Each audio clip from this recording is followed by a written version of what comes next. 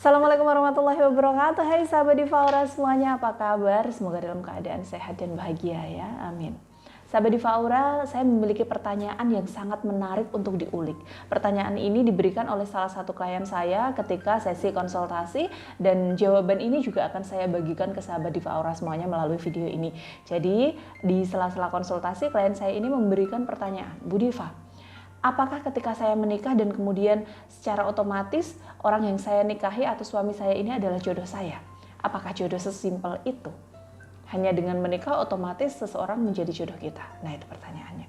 Jujur saja ini pertanyaan yang agak membingungkan ya bagi saya, karena ada beberapa orang yang ketika melihat sahabatnya bercerai, mereka menggunakan kalimat, sabar ya, barangkali kalian berjodoh hanya sampai di sini aja.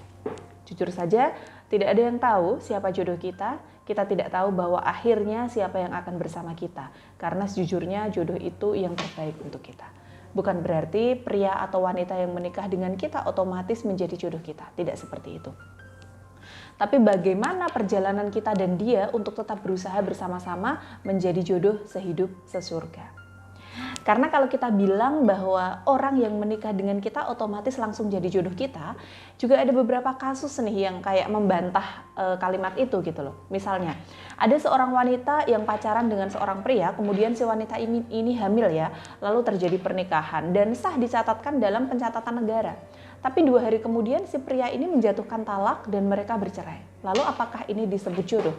Kasus kedua, contoh misalnya, ada sepasang sejoli yang berbeda agama, misalnya si cewek ini Islam, si cowok non-Islam, misalnya ya. Kemudian mereka saking cintanya, mereka ingin menikah tapi tidak ada yang mau berpindah dari keyakinannya ya. Tapi mereka ingin menikah yang sah. Di Indonesia tentu saja mereka nggak bisa menikah ya. Dan tentunya akhirnya mereka pergi ke Kanada atau ke Belanda untuk menikah.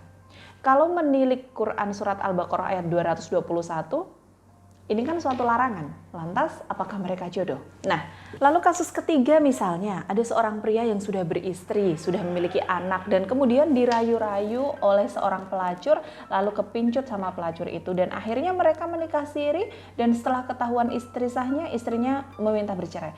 Lalu apakah ini disebut bahwa jodoh si bapak adalah si pelacur ini? Sahabat, jodoh itu tidak seremeh itu ya. Tuhan tidak akan kehabisan akal untuk menyatukan seorang pasangan menjadi jodoh dengan cara-cara yang tidak baik. Maka kita sebagai hamba Tuhanlah yang harus berusaha untuk selalu memohon, berusaha dan berikhtiar supaya dipertemukan dengan jodoh sejati kita, yaitu jodoh dunia akhirat.